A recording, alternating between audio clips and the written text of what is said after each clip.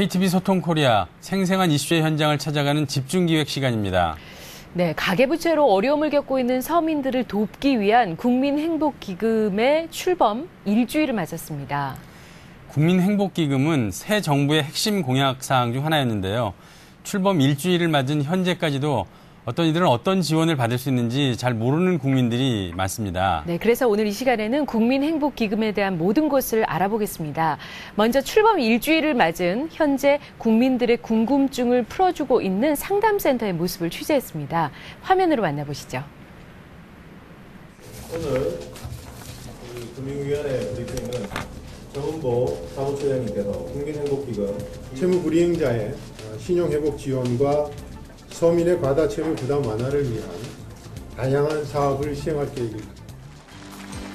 2013년 3월 29일 빚에 시달리는 서민들을 지원하기 위해 국민행복기금이 출범했다. 국민행복기금은 가계부채 해결을 위한 새 정부의 핵심 공약 중 하나였다. 국민행복기금 업무를 수행하고 있는 한국자산관리공사.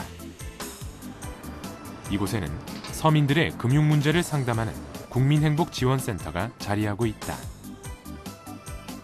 금융 소외계층을 위한 든든한 후원자 역할을 하는 이곳에서 국민행복기금 업무도 함께 수행하고 있는 것이다.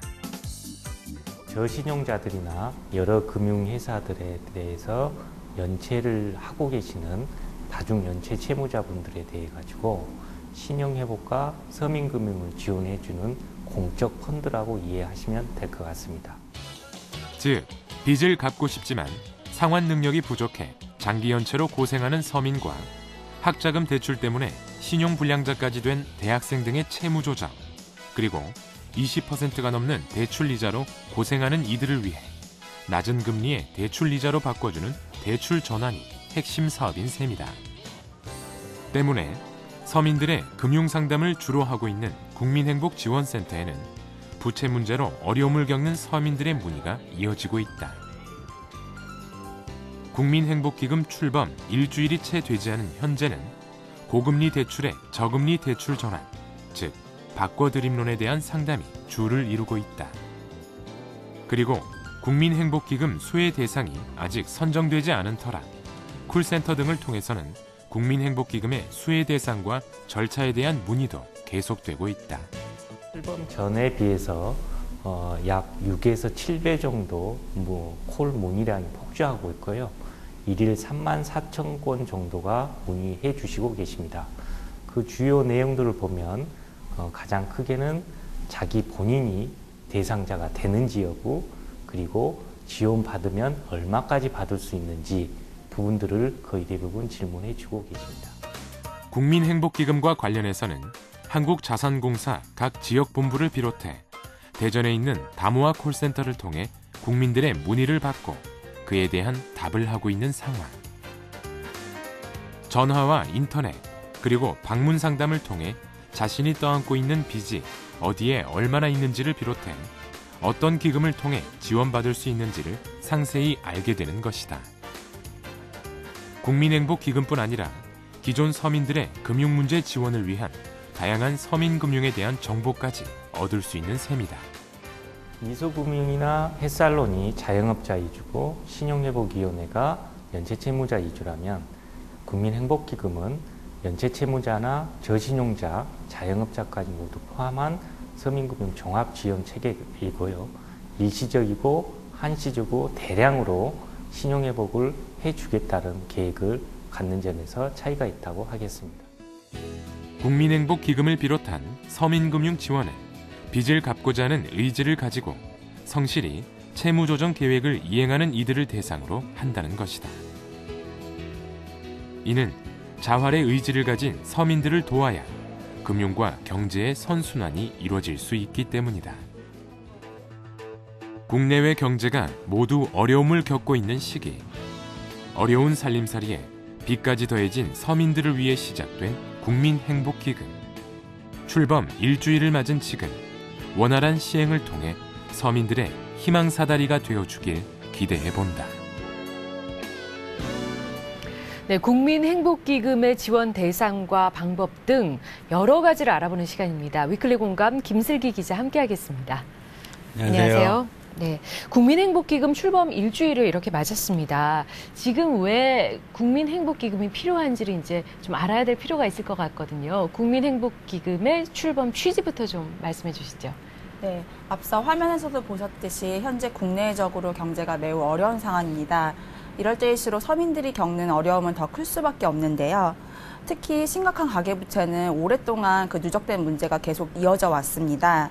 좀 더 구체적으로 살펴보면 1999년부터 2010년 사이 연평균 가계부채 증가율은 11.7%를 기록했습니다. 이후 정책적인 노력을 통해서 지난 2021년에는 8.1%, 그리고 2012년에는 5.2%로 개선됐습니다.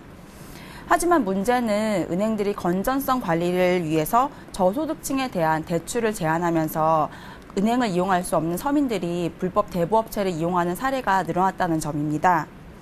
은행을 이용할 수 없는 서민들이 고금리의 사금융이나 불법 대부업체를 이용하면서 더 큰 어려움에 빠지는 경우가 많아졌습니다.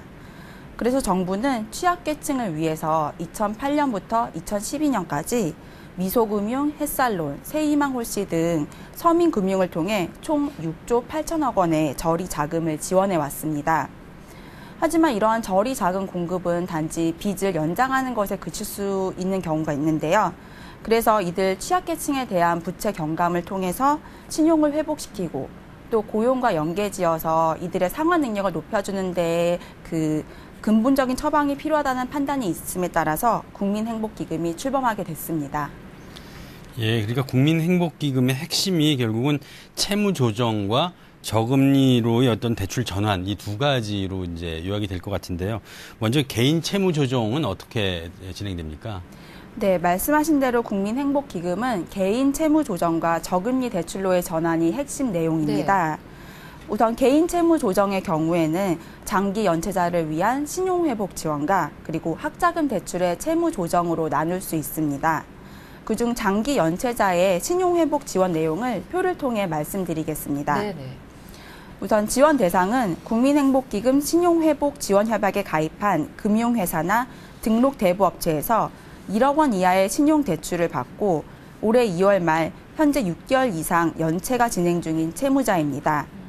최대 50%까지 채무 감면을 해주고 네. 최장 10년까지 상환 기간을 연장해 주는데요. 오는 4월 22일부터 30일까지 예비 접수를 받고 네. 5월 1일부터 10월 말까지 본 접수를 받습니다. 그 앞서 개인 채무 조정 같은 경우에는 그 학자금 대출에 대해서도 가능하다고 하는데 그 수혜 내용하고 또 지원 대상도 좀 자세히 말씀해 주시겠어요? 예, 또 다른 채무 조정 대상은 학자금 대출을 받은 경우입니다. 네. 지원 대상은 장기 연체자와 비슷합니다. 한국장학재단과 금융회사 등의 학자금, 생활자금 대출자 가운데 올해 2월 말 기준으로 6개월 이상 연체 채무자를 대상으로 채무를 감면해 주거나 혹은 취업 후에 갚을 수 있도록 기간을 연장해 주는 등의 지원을 할 예정입니다.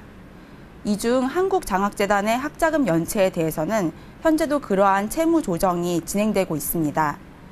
접수 기간 역시 장기 연체자와 같습니다. 그리고 이 장기 연체자와 학자금 대출의 경우 이제 지원 대상자인데도 신청을 하지 않은 경우에는 네. 국민행복기금과 그리고 한국장학재단이 개별 통지해 줄 예정입니다.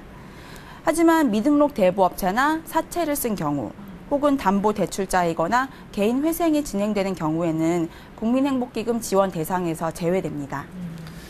예, 결국 그 높은 이자로 이 신용대출을 받은 경우에 그걸 낮은 금리로 이렇게 바꿔준다, 뭐 이런 취지인 것 같은데요. 어떤 분들이 대상이 되는지 또 기존의 바꿔드림론과는 어떤 차이가 있는지 그런 걸 좀 설명해 주세요. 네, 신용도가 낮은 서민들의 경우에는 은행에서 돈을 빌리기가 쉽지 않은데요.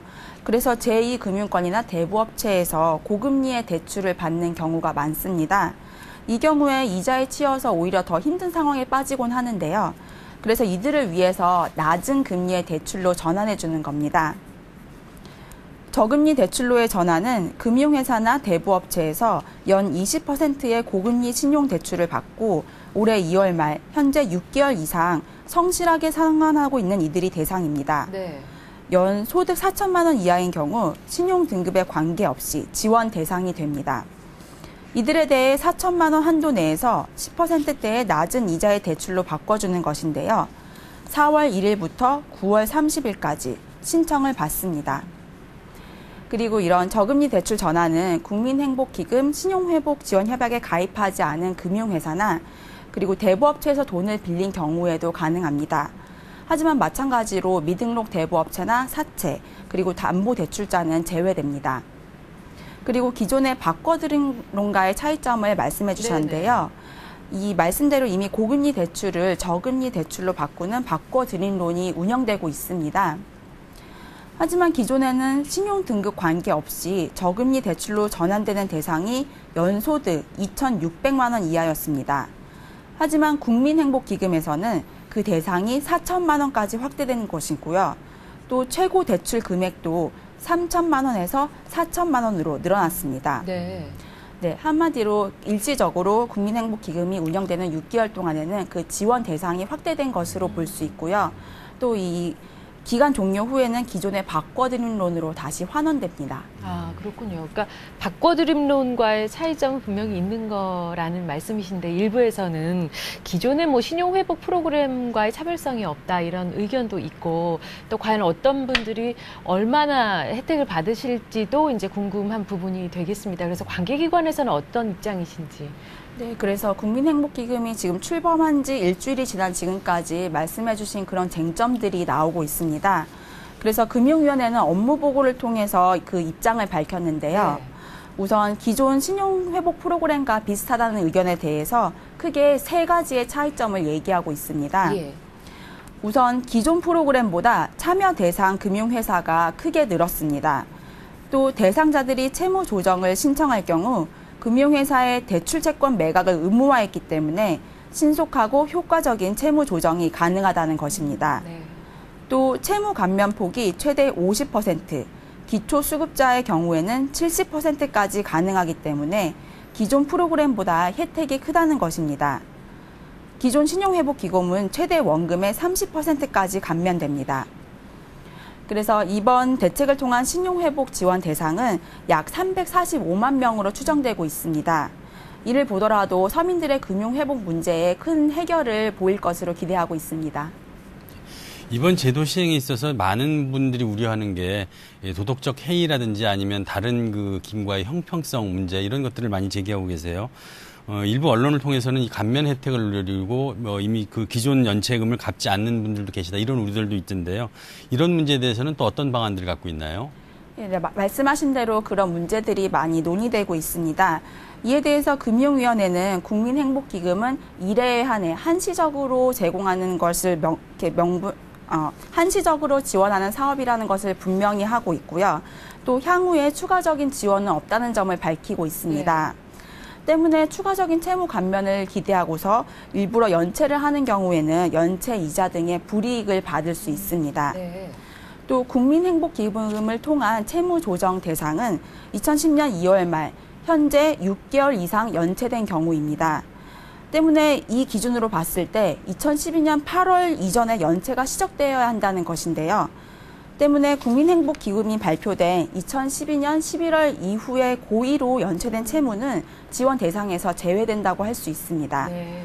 그래서 국민행복기금 지원을 바라고 연체한 경우에는 지원이 될 수 없습니다. 그리고 성실하게 빚을 갚아온 사람 입장에서 국민행복기금이 그 형평성 문제가 있지 않느냐는 그러게요. 그런 논란이 있을 네. 수 있는데요. 이에 대해서도 국민행복기금에서 채무 조정을 지원하는 장기 연체자들은 상환 의지가 있어도 상환을 할 수 없는 분들을 대상으로 하고 있습니다. 그래서 이 분들이 도덕적 해이 방지 장치하에서 채무 조정을 해주고 또 재기할 수 있는 기회를 주는 것이 필요하다는 입장입니다.